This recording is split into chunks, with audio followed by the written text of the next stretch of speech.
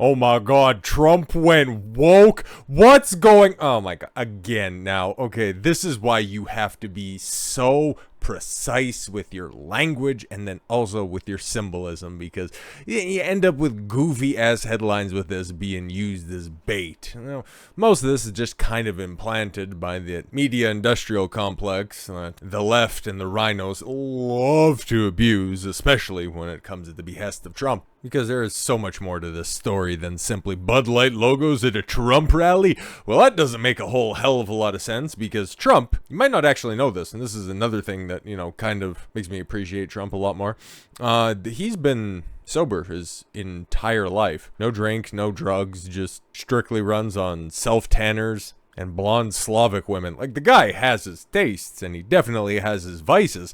It's just not in the realm of stimulants, depressants, uppers, or downers. So it would be a little weird in order for him to take a Anheuser-Busch, let alone a Bud Light sponsorship, all things considered, because that's what's presupposed by that headline, right? Until you start to dig a little bit deeper in there, and you wonder who starts to float this stuff around, then all of it starts to become a little more clear, because, okay, this is where they're at right now. Take a look at all the polls that are out there, and Trump, now it's not even, what was it, last week I was talking about, okay, where he either, depending on the poll that you look at, he either has a plurality of support when it comes to the GOP 2024 presidential field, or he has over 50%. Now we're at a point in time where he has the majority of the support, and it's getting close to about 60% of the support, while everybody else is falling off or getting leapfrogged by lower level candidates, even if you have larger coffers. It's such a wild phenomenon that's catching on right now, and one that I'm very happy to see happen. Like, for everybody that's saying, oh no, Ron DeSantis ended up cashing in his political capital now. Oh, for what? I'm so glad that it's happening right now, so that that neocon mask could completely slip right off and expose the disingenuous hack that may or may not have weaseled his way into the White House in 2028, or have been potentially a viable vice presidential candidate. I'm glad that happened, and especially what this election cycle right now, which we're not even close to getting to halfway through, has exposed all of these shady tactics of these, well, let's just call them exactly what they are, leftists with an affinity for the Second Amendment. So Bud Light logos at Trump rally raises questions. Yes, like, who gives and a single fuck? That's about the only questions that we're concerned with.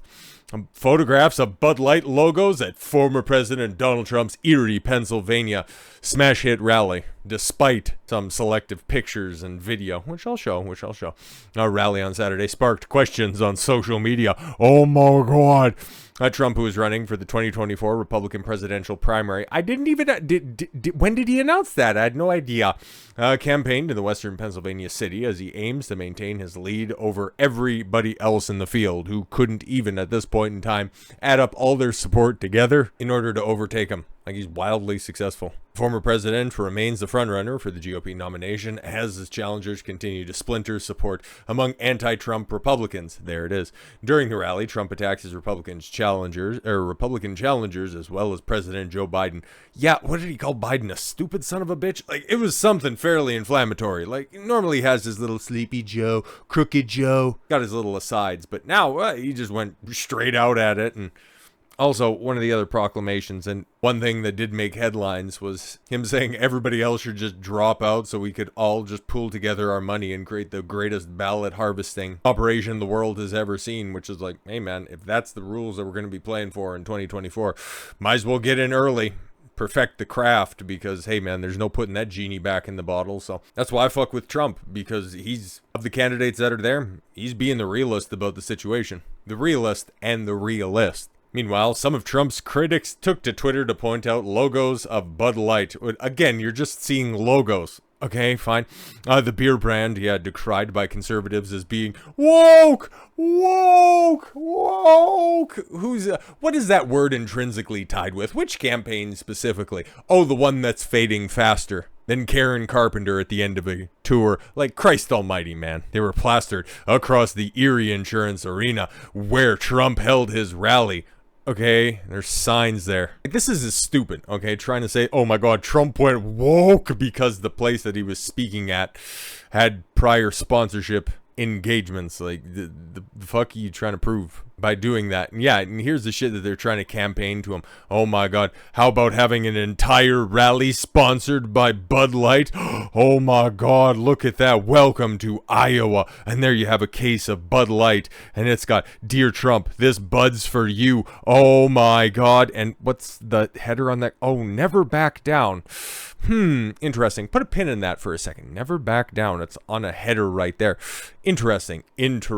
Yeah, Donald Trump doesn't drink alcohol. He never has. Yeah, as pointed out by Rick Grinnell.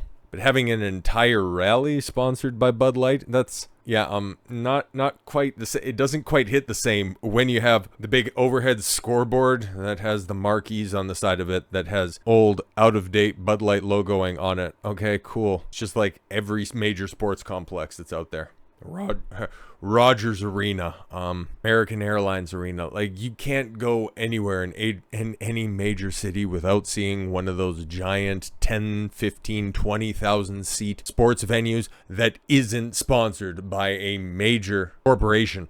Or 50. They just put their name on signages everywhere. That was one thing, okay, because I went to a baseball game, Major League Baseball game back in 2014 or something like that. I need to go ahead and get my dates straight or whatever.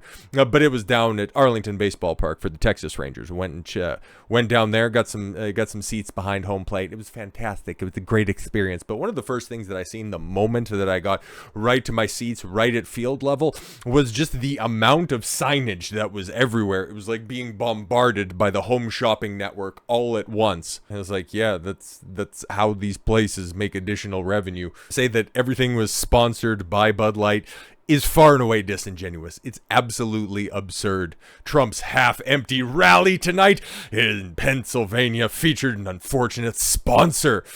No, of the arena, not of the event. Okay, what was the name of the arena, by the way? Erie Insurance Arena. Yeah, not exactly sponsored by Bud Light at all whatsoever. Erie Insurance Arena. See, I should have figured that out. Okay, so got a local sponsorship on the arena. It has a banner on the side of the scoreboard, and all of a sudden you're just going to try to go, woke! But I wouldn't anticipate anything different from Matt woking, because, okay, take a look at his bio on the side. Remember what I said? Put a pin in that never back down thing for a second. We need President Ron DeSantis, strategic director, communications director for Never Back Down. Huh. Weird fucking coincidence, now isn't it? It's almost like somebody was big fucking mad that Trump's rally looked something like this. Meanwhile, Ron DeSantis' rally, yeah, it kind of looks something like this. The whole electioneering smear tactics kind of make a lot more sense now, and it's a reason why I'm personally just fucking fed up with the Republican conservative parties in general. Like, I don't even like half of the pundits that are out there. Most of them make me sick to my fucking stomach because A, they don't understand politics. They're just out there cheerleading for their favorite professional wrestler. And B, they try to give this glad-handing appreciation of the wider cultural aspect that draws people into politics. And the one company that's probably the worst at this is probably the biggest target, and somebody who and a company that I will constantly throw shade at, Daily Wire. They don't understand popular culture. They wear it as a badge that they are inept when it comes to this, but they will always throw criticism at anything that is outside of their purview, something that they don't even fully understand, in order to push their own political messaging, their neoconning, neo-libbing proclivities, because they don't actually give a fuck about the country, making the world a better place. It's just like it's 2016 all over again. Everybody's in early stage TDS. Sad sight to see, but not something that I'm, terribly surprised about. Yeah, photos of the rally show a Bud Light logo on the arena's Jumbotron. Oh, that's not even a Jumbotron, man. Prompting outrage from some of Trump's conservative-leaning critics. Criticism particularly stemmed from those who are supporting Florida Governor Ron DeSantis, who, depending on the poll that you're looking at, is either in second or third place. Like, this guy, he was the chosen one. You were supposed to bring balance to the party, and look, you fucked it all away. Who has made his embrace of right-wing culture war issues. Well, again, he's got a surface-level understanding of it. Woke is where Florida goes to die. Ha ha ha! And then turns the other cheek and then is immediately stone-faced because he hates being around people. You might have seen it in the sidebar to begin with, okay? Like it says right over there, yeah, Trump is not Trump, whoopsie daisy. Ron DeSantis is mean and hateful, former Republican colleagues warn. Yeah, that seems to be the overarching criticism of him. And that's something that's been circulating for a long time from both sides. But again, I don't know the full story. There's probably more context to that situation. That could just very well end up being just some slander that's being put out there. Hell, maybe even by some Trump supporters that are out there. I don't know specifically. All I know is I see a robot and somebody who's a total fucking cringe lord who just tries to do a lackadaisical Trump impression. But now when he doesn't have the source material to write off of, it's almost like his script writers also used to do the later seasons of Game of Thrones. Once they ran out of the material that made you famous, you just kind of ended up floundering. Actually, that's a very apt description of Ron DeSantis' political campaign. Anyways, he said last week that he plans to sue the beverage parent company. Yeah, that's where it's like, okay, now you're just using government intimidation. I don't really like that, but maybe he has some legal ground on it. I don't really think so. In a letter to the company, DeSantis wrote that they had breached legal duties owed to its shareholders and pursuing a social agenda. What kind of a social agenda? A woke social agenda at the expense of hardworking people like teachers. Critics, however, have accused the governor of retaliation over the Mulvaney partnership. Yeah, no, that's exactly what he was trying to do. Latch himself onto a hot button political culture war topic, and then, I'm just going to come in and ride in and get some support. But then in actuality, everybody's like, why are you killing the party, bro? And just stop it. Just go be fucking lame somewhere else. Whose uncle is this? Get the fuck out of here. While many accuse Trump of being sponsored by the beer brand on Saturday, just who? The Never Trumpers and nobody takes fucking seriously? Bill fucking Mitchell? Fuck out of here. The logo on the Jumbotron appears to be a permanent fixture rather than a sponsor of the former president. You don't fucking say.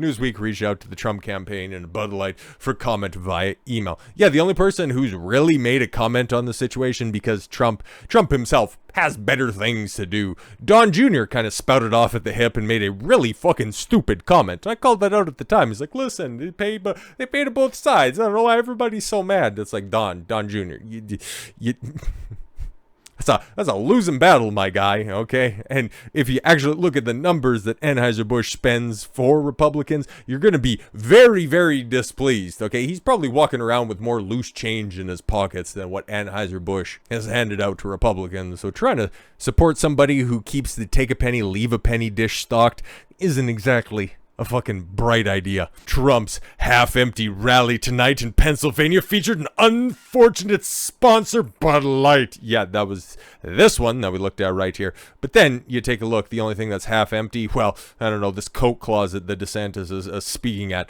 as opposed to when Trump's on the stage. And yeah, no, it's definitely half-empty. Yeah, no, half-empty arena beats a full boot room every day of the week. But yes, while many conservatives have spent months attacking Bud Light over Mulvaney's partnership, I'm not even, the way that it's colloquially thrown around conservative in today's day and age, I would say that my values are much more conventionally conservative, as opposed to this whole trad-cucking phenomenon, moral faggotry that's going around. It's just making everybody sick to their stomach. But that's where I position myself. To call that whatever you want. Frankly, I don't give a fuck. Labels are gay. Has previously criticized conservatives for overusing the word woke. Yeah, exactly. If you're not going to define it, it's really superficial. And it has not been quite as vocal. Some conservatives have been critical about Trump owning millions of dollars of company stock. Well, prior to their ill-fated relationship with Mulvaney, it was a pretty reliable gainer, to be completely honest. Like, we've seen those stock prices. They were up, and then April hit, and then they just went, well, right the fuck down. Now they're starting to recover close to beginning of the year numbers, but yeah, it's going to be a long, old road ahead. And if they're going to be partnering with anybody like Dylan, well, it's going to be the long, old dirt road ahead. So has Trump gone woke? No, of course not. Trump's going to be Trump until the day he dies, or they try to throw him in jail, which is the only thing that DeSantis is banking on at this point in time. And if they end up disqualifying Trump from the 2024 presidential election, well, guess what? You ain't going to be getting any supporters, DeSantis, especially if you're pulling fuck shit like this. So with all that said, thank you all very much for the gift of your time. I've been Don Consuelo. I want you to follow your gut and get after it. Take care, everyone.